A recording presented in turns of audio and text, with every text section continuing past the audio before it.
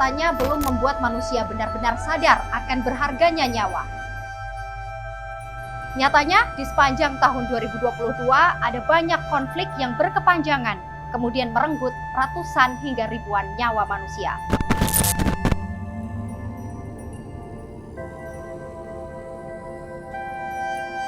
Мною принято решение о проведении специальной военной операции. 24 Februari 2022. Jadi momentum deklarasi dimulainya perang Rusia-Ukraina. Putin menyebut salah satu alasan mengapa Rusia menyerang Ukraina adalah untuk menyelamatkan warga dari genosida pemerintah Kiev. Donbas menjadi sasaran awal serangan Kremlin. Pernyataan Putin terkait serangan ke Donbas ini juga diikuti oleh sebuah aksi ledakan di ibu kota Ukraina, Kiev. Bahkan tak hanya di Kiev, kota terbesar kedua, Kharkiv, juga turut dirudal. Lantas, kemana pemerintahan Kiev?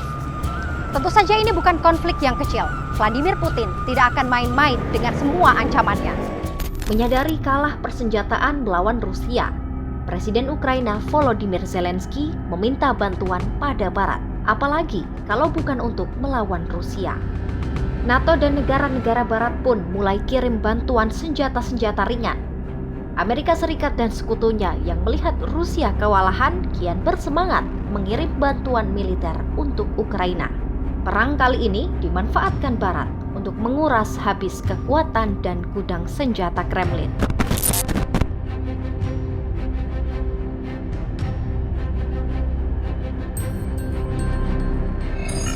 Dari Ukraina, kita bergeser ke Korea Utara.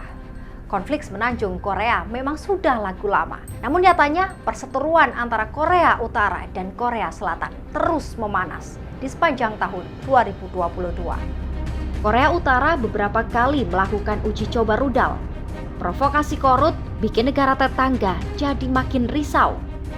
Masalahnya, gak cuma sekali dua kali Kim Jong-un tembakan rudal balistiknya. Bahkan pernah beberapa kali rudal jatuh di perairan Jepang. Hadapi gertakan Korea Utara, Presiden Korsel Yoon Suk Yeol gandeng Jepang dan Amerika Serikat. Ketiga negara unjuk gigi di latihan gabungan militer bersama. Namun aksi latihan gabungan militer itu justru menambah panas konflik semenanjung Korea.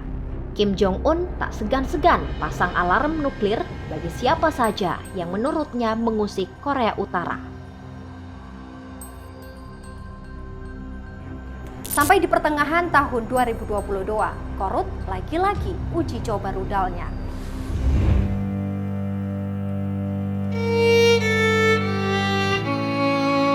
Cina-Taiwan juga jadi salah satu konflik yang ramai dibicarakan di tahun 2022.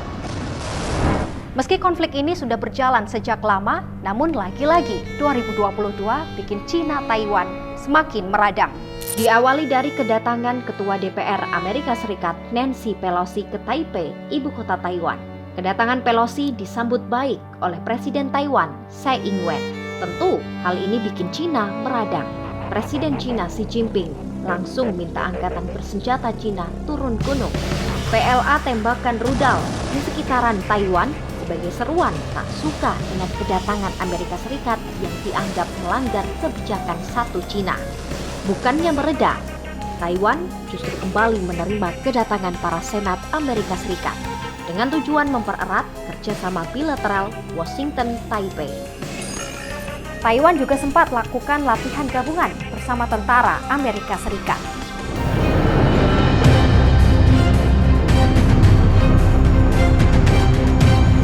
Jejak perseteruan Palestina-Israel turut memperpanjang daftar konflik berkepanjangan sepanjang tahun 2022.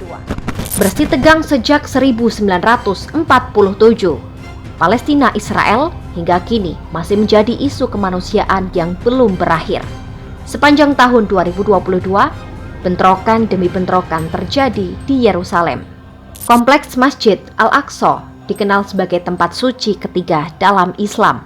Yerusalem juga merupakan tempat suci bagi Yudaisme yang dihormati oleh orang Yahudi.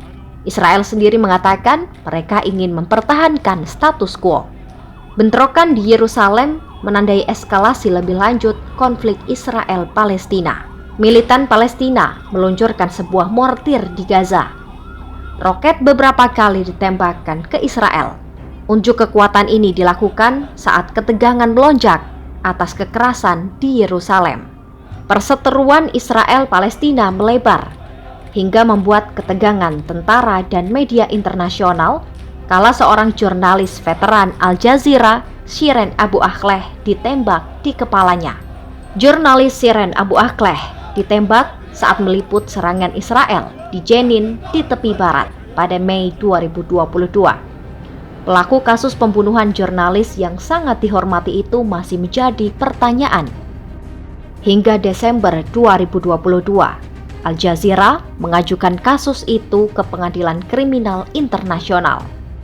Hingga di penghujung tahun, perseteruan Palestina dan Israel masih belum menemukan titik terangnya. Gempuran peluru pesawat Israel masih menembaki di jalur di Gaza. Juga serangan Palestina di tepi barat. Itu tadi sederet konflik yang memanas di sepanjang tahun 2022. Semoga 2023 menjadi awal langkah perdamaian yang lebih baik.